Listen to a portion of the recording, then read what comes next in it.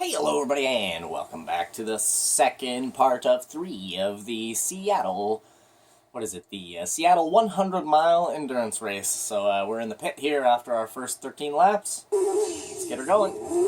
Always good to rev up, keep your engine rev at maximum so that when the game drops you back down on your tires, it's already at maximum rev and it doesn't have to climb through. What the? Why would it tell me go there? Jesus Christ. Usually it when you come out of the pit lane, in most games, it usually, puts you onto the actual track surface itself, and then says go. Good old Gran Turismo 2 is just like, nope, right into the wall you go, sir. Oh well, no damage in Gran Turismo, if you guys don't remember me saying that. A couple episodes, no damage. Rephrase. There is actually damage in Gran Turismo 2. If you guys don't remember me going over this in a couple videos past, there is actually damage in this game, only if you're playing on 2-player.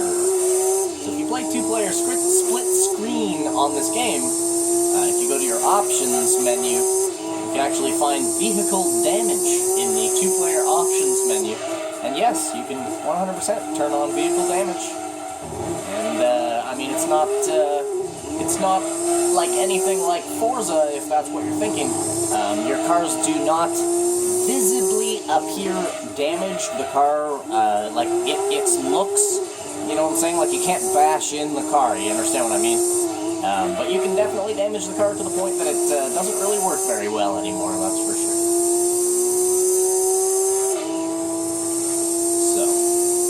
Is actually damage.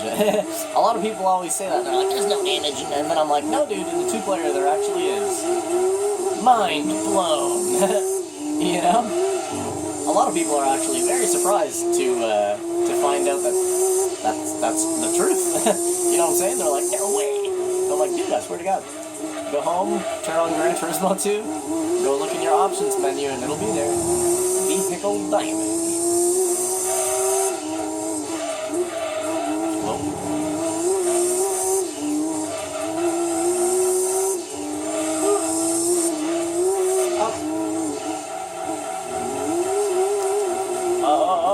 I thought I could bring that back. Whoa. Oh, I love crazy cars in this game. I don't know why. I just love cars that are, like, just nuts.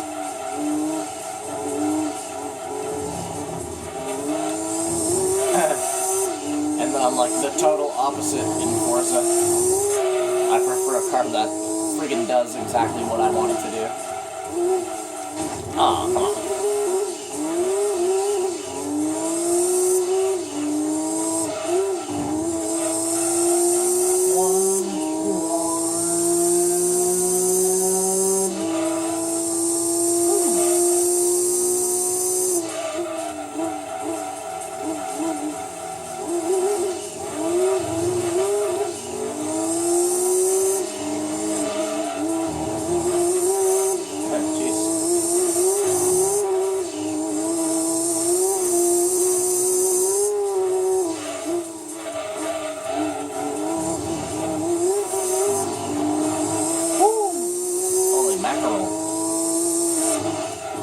Oh, my goodness, we left the ground there for a little while.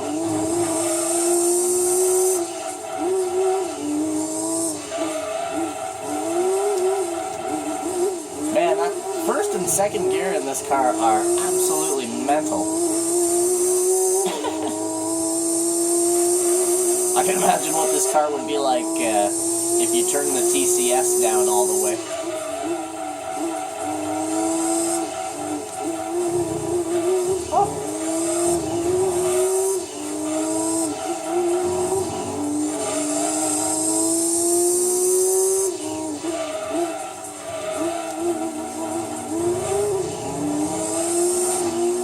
Sir. It's the same guy that blocked us up last time. You got a stone to pick with me, friend? Ah! jeez. Oh, Lord.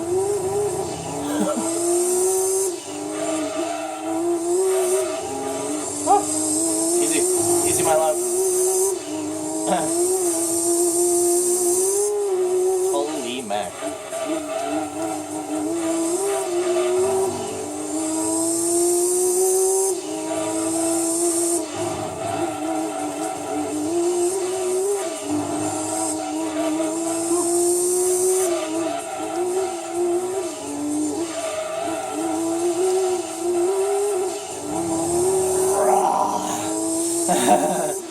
Jeez. I'm trying to break that 125. I don't know if I will though, because I kind of messed up a little bit at the beginning. Come on, second gear. Thank you.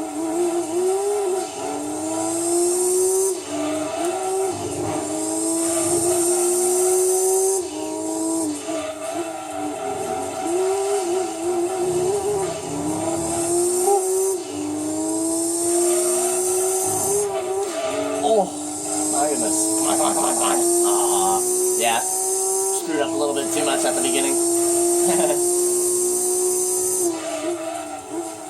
Just goes to show you that, you know, like if you even mess up one turn, it can make a pretty big difference in your overall lap time. You bastard. He fucked me up. Yeah. You bastard. Oh my, we are stuck to the wall. Thank God.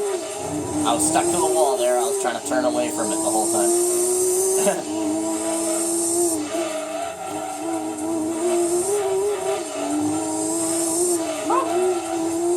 Oh no. She's a wild girl.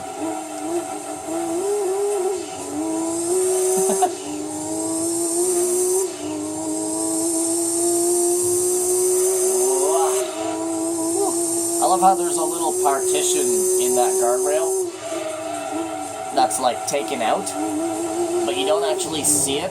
Whoa, you don't actually get to see that little partition on the guardrail is not there until you like literally are 2 feet from that turn. Knowing that it's there, holy mac, can you ever make up, you can definitely edge out some time, like if you're trying to go for like a hot lap time or something like that. Seattle, for sure, man. That's one of the turns in Seattle that you can use to your advantage to really cut a nice chunk of time.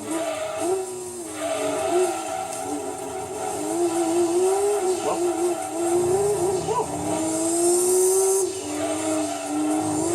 I find this car gets a little bit more balanced once it's had like 4 or 5 laps on the tires. I find it's really, really slippery in the first 4 or 5 laps of a set of tires. Whoa. But then as you're heating them up, you know, they get a little bit more grippy.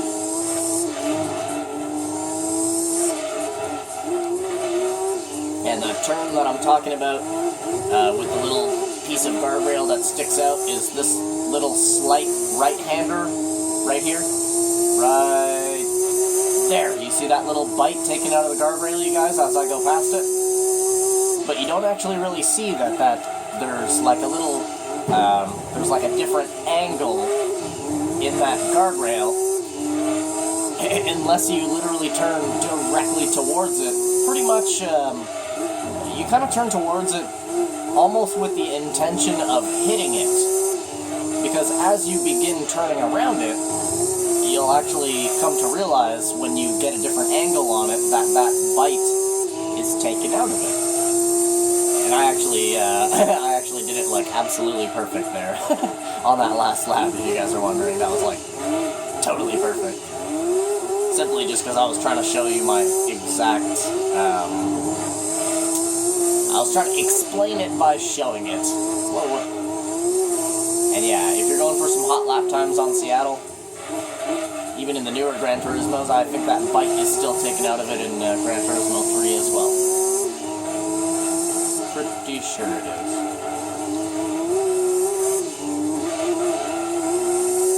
Whew. Here, I'll go past it a little bit slower so that so that you guys can really see what I mean. So it's this right-hander up here. So you can see it doesn't look like there's a good angle there, but as you begin turning, boom, see that little angle? See what I mean? It like chops off a little piece on the inside of the corner that simply because that you simply don't see only because of the way that the camera follows the car. Right? The car's body turns slightly, but the camera doesn't follow the body directly. You guys understand what I mean? It's hard to explain, but I guess it's just simply all about perspective in the angle that you're looking at it at. But yeah, man. Go ahead, everybody. After watching this video, go ahead and go wreck your Seattle lap times by using that little corner to your advantage there.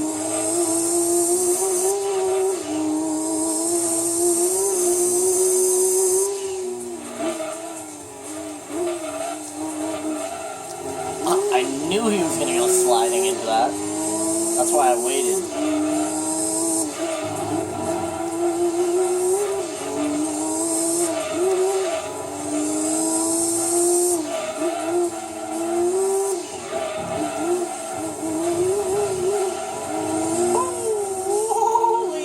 Oversteer. He slowed down. He's like, yep, don't want to be nowhere near that guy.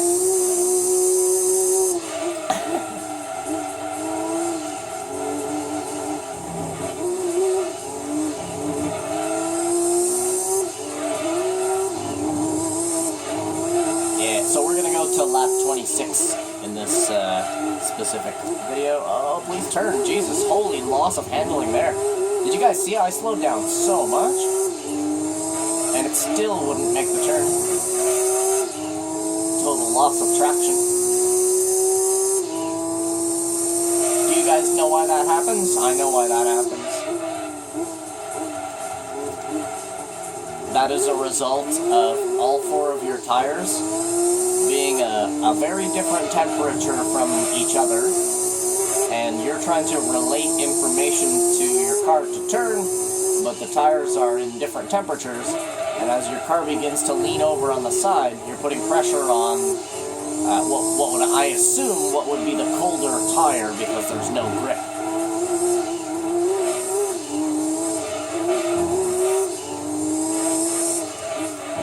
And yeah, considering that the multitude of turns on this track are right-handers, because, I mean, you know, the track does go right to begin with and comes back around to itself, so theoretically it has more right-hand turns than left. Come on. Didn't we just pass that guy? Or no, that was the other. There's two red cars that are very similar. We're up against a bunch of muscle cars. So to have a relatively modernized Skyline up against these guys, it's almost like a joke or something. yeah, this race is going to be just less than a half an hour. About 56 minutes, 57 minutes. Depending on how much of that type of shit I end up doing, and how many, little mess-ups happen. Whoa. Holy friggin' oversteer. Yeah, if you're wondering, this car has, I like to call it, instant oversteer. Where it's it doesn't feel like it's going to do it, and then all of a sudden it's just hi-ya! And you have to be so quick to, correct it. And otherwise you end up spinning out. Whoa, right there. You have to be pretty diligent to drive this car. You have to be on its back the whole time. Just made that.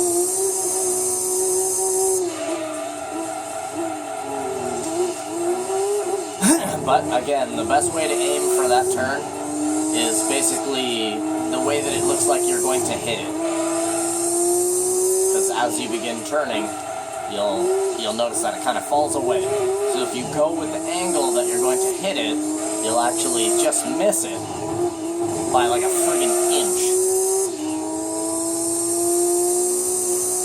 Cutting off, man. You could cut like a damn half a second a lap just simply by using that little inside spot. The secrets of Gran Turismo, you guys.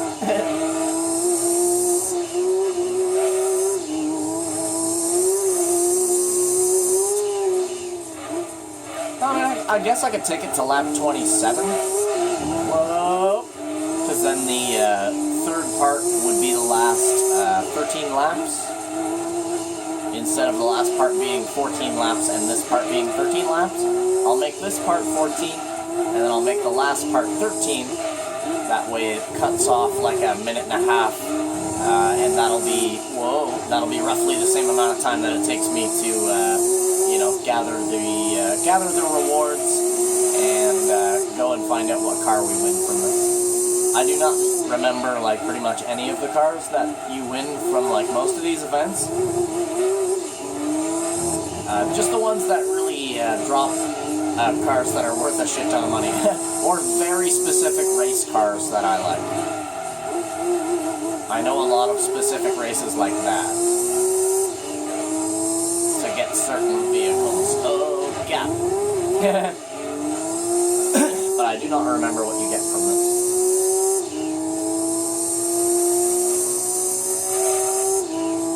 I would assume that it would be an American race car, because this is an American endurance race. And Gran Turismo kind of likes to do that. Usually the car that you get from a race is usually related to the race that you just did. Oh, Lord.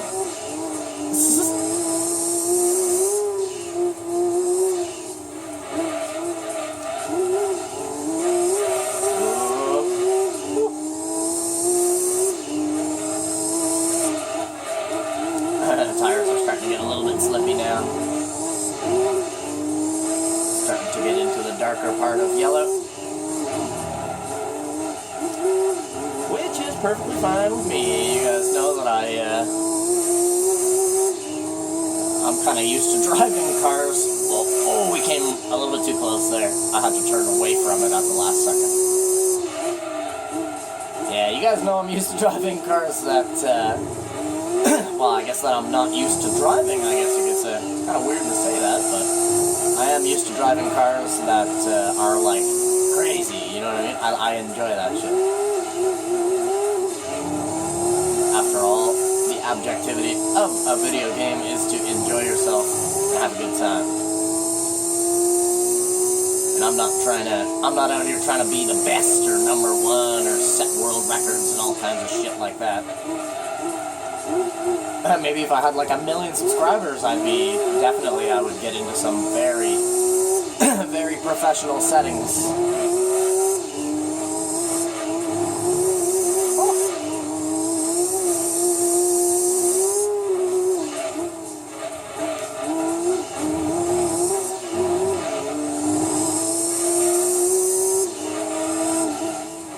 Oh, shit.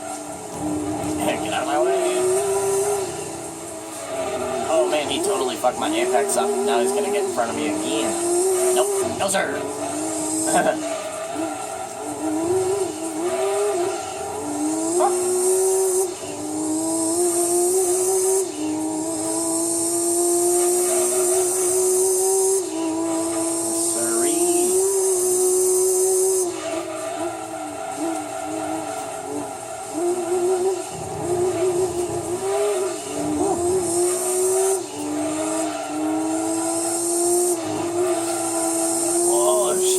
Dirty girl!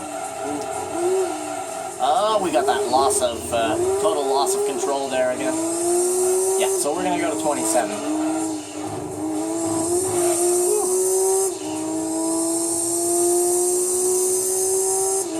That gentleman just came out of the pits. I guess he's going with the 13-26 strategy. Whoa, sir. Jeez, you're not very polite, are you?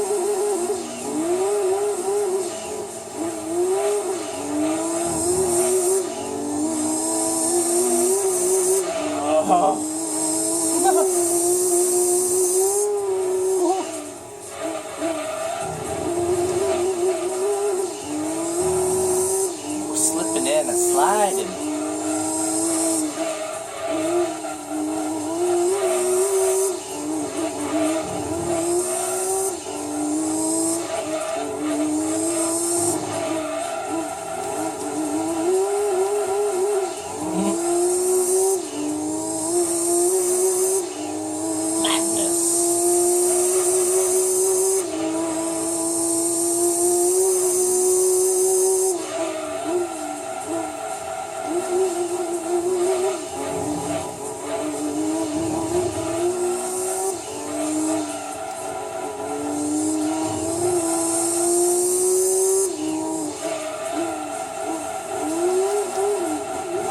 I wanted to do a big drift around the last turn, but you guys know how you guys know me. Gotta do something crazy all the time. Always. No, I'm just kidding. I was just trying to do a big driftorino. Actually, surprisingly, this race is actually going to take a little bit over an hour. Looking at the time now, 40 minutes, 41. Or no, I'm thinking of, my math is off. Yeah, it's going to be less than an hour. Should be. Anyways, that's going to be the end of the episode here today. Thank you guys so much for coming out and watching it. Do me a favor, hit a like on the video as well, subscribe to the channel and all the good stuff.